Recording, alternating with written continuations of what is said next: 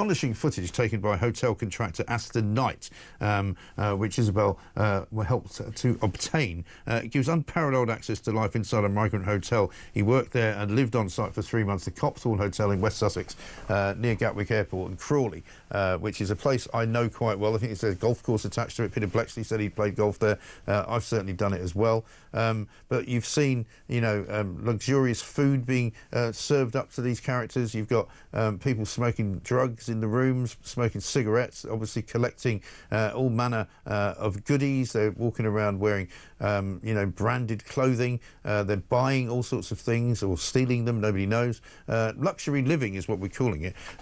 Isabel, very good morning to you. Good morning. Well, I don't think that's an exaggeration, actually. This is to the best of my knowledge, this is the first ever behind the scenes look at what goes on inside migrant hotels. No one ever has managed to get this kind of access because the government makes it really difficult. You know, all the contractors that run these hotels on behalf of the Home Office make employees sign really terrifying non-disclosure agreements. But our guy got in because he didn't work for those companies. He was a self-employed contractor and he had incredible access. And he documented it all over a period of 3 months. And it's just revelation after revelation after revelation. I mean, who knew? I certainly didn't.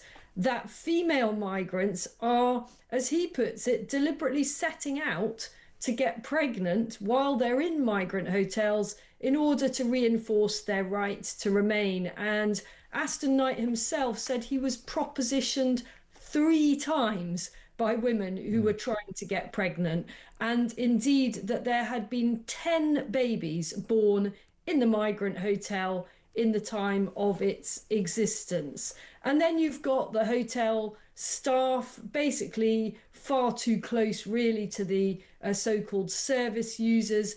Nobody's really monitoring what the service users are up to. They seem to be free, as I think I heard you say earlier, to come and go. Yeah. It was very obvious that most of the men were working, one as a tattoo artist, others on construction sites, and all while living at our expense. Not 3 meals a day, Mike, 4 meals a day, because you get a 4th one delivered to your door.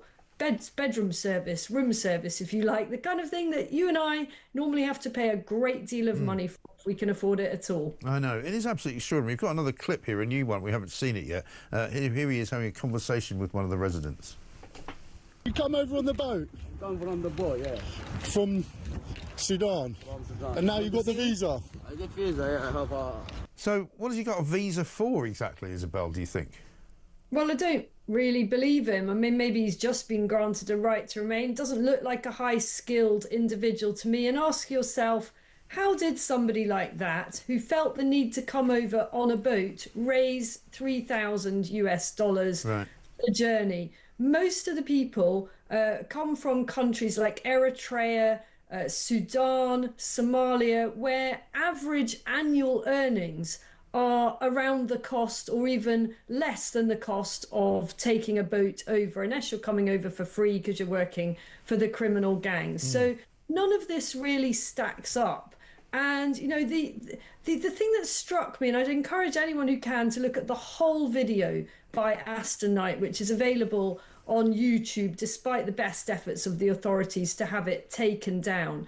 What will really strike you is the scale of this thing, the sheer number of public services and publicly funded things that are being provided on a daily basis at that hotel. It's just one hotel out of hundreds. You've got the police turning up basically every single day. You've got the NHS. You've got, according to Aston Knight, private ambulances. What? Why? How? Yeah. You've got a fleet of taxis every morning taking children to school. You've got the extensive and lavish catering. You've got the laundry services.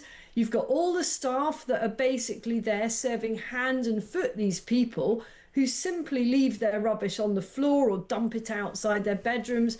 I mean, this is just absolutely mind-boggling. It really is, and it does, as you say, give an insight into what they can do. You know, we've already seen all the designer gear that they seem to have. Somebody points out on Twitter today that, you know, they're more than likely they've probably stolen it. They might be, for all we know, shoplifting it. We saw that story in The Sun last week, didn't we, about the migrant gang who was staying in a hotel up in North London, who would on a daily basis coming into the West End and just going on a shoplifting spree to lift anything that they basically wanted. Nobody appears to be monitoring what they do, how they live, you know, what they do, how they spend their time, what they do during the day. Some of them certainly are have got, you know, drug paraphernalia in the room. Looks like they're smoking cannabis, if nothing else. We know of other stories where people have been dealing cocaine out of these hotels. I mean, it's absolutely staggering. I heard a story the other day of how a couple of hotels which have been tried to be shut down have not been able to shut down because 2 or 3 of the residents have refused to leave. Well, you've got, I mean, that doesn't surprise me at all. I mean, in this particular expose, there was a resident there who was on a hunger strike, and he spent several days just standing out Dangerous. in silent protest. Clearly had mental health problems. Do you know why he was on hunger strike? What he was protesting about? No. Guess what? Wanted to go back to Sudan. Eventually, the guy was arrested, having been accused of assaulting somebody. Yeah. You know, this is just absolutely insane, the whole thing. And I just don't know how much more the British taxpayer can be expected to tolerate. In my view, what this migrant hotel shows lifts the lid on what is likely going on in similar settings up and down the country. And I'm afraid it brings the entire system into disrepute, and it should all be shut forthwith. Yes, and this is why people are demonstrating outside more and more of these hotels, which Keir Starmer continues to ignore, by the way, as if it isn't happening. We've got another clip here. These are some of the services that they can get in the hotel. Staff also have to deal with cases like this young gentleman who is peacefully protesting on a hunger strike, and all that comes with it, with the mental health care workers and ambulance staff that have to come in. There's almost like another hidden cost here, I suppose, to the scheme, which is public services in general, particularly the NHS and the police and private ambulances. There's also midwives, crisis team workers, mental health care workers, social workers, and there's multiple visits every day from multiple different public services that have to deal with all sorts of issues, from assaults and sexual assaults and drugs and gangs to pregnancies and injuries, all of this which is obviously not covered in the figures of the cost of the scheme. Yeah, well, I guess that'll be where the private ambulances come in, right? Well, he didn't mention in that particular bit about the band and musicians and entertainers that are coming in as well. You know, it seems to me that these occupants of the hotels have found pretty good ways to entertain themselves, whether it's making a living on the black market or smoking drugs or whatever else it is they're doing, deliberately trying to get pregnant. But no, that's not enough. Apparently the taxpayer at that particular hotel is also funding musical entertainment and music lessons for the occupants. I mean, this is completely and utterly unsustainable. And I just don't know how any minister could possibly defend what we are seeing in those images. And it's worth pointing out that Aston Knight is not a member of any political party. He's not particularly, even necessarily, or didn't start out on this project, necessarily particularly anti-migrant hotel.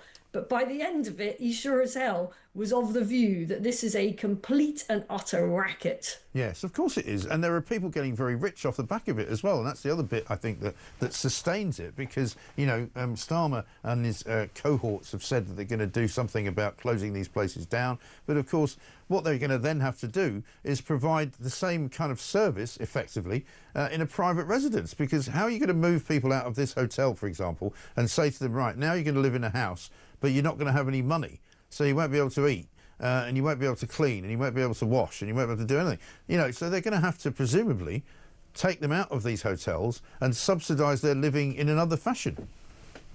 Well, you know, you and I know that there's another solution to this, which is called just deport them, because the majority of people don't have a justifiable claim. And I think it's got to the point where the country is just about ready to explode. We're a year on from the tragic Southport murders. And what followed that was a wave of riots. And what those riots were really about, actually, was frustration up and down the country with illegal immigration. What lessons has Keir Starmer and his cabinet learned since then? Well, I would argue pretty much nothing. Yeah, nothing at all. Because, as I say, all weekend, I wrote about this week as well. All weekend, all he was tweeting about was Gaza. All he wanted to talk about was Gaza. He then sort of switched up to the Lionesses when they won the football on Sunday night. But he has not addressed the growing anger in the country, which is really seriously growing now in all parts of the country, outside of these migrant hotels where people want them shut down. They're sick to death of the crime. They're sick to death of the comings and goings. They're sick to death of the money and all the cost of it all. And yet he doesn't even mention it in any way, shape or form. Nobody mentions it. It's utterly bizarre, isn't it? I mean, you think back to previous Labour leaders, look back to Tony Blair. He would never have just been silent as the country, kind of the mood of the nation absolutely broils. But I'm afraid Keir Starmer simply doesn't get it. I don't think he understands. I don't think he gets out enough into the communities that are most impacted by these facilities. And ideologically, I just think he doesn't understand. Something is missing in that man's brain. The political radar just isn't there to actually sense that this is not something the taxpayer is willing to continue to support. And, my fear is that when he finally is forced into acknowledging it, it's going to be very lame words. And, knowing him and his track record, a few weeks later, he'll say he regrets saying it anyway. Yeah, no doubt. Absolutely extraordinary stuff. Fantastic footage that we've got. Isabel, thanks for obtaining it for us. Isabel Oakeshott, Talks international correspondent, who got this to us through Aston Knight, a man who was working in the Copthorne Hotel in West Sussex. Unprecedented access reveals PlayStation 5s, Apple Mac computers, free Wi-Fi, designer clothes, 4-poster beds, cigarettes, alcohol, cannabis. I mean, the list just goes on and on and on. It's extraordinary.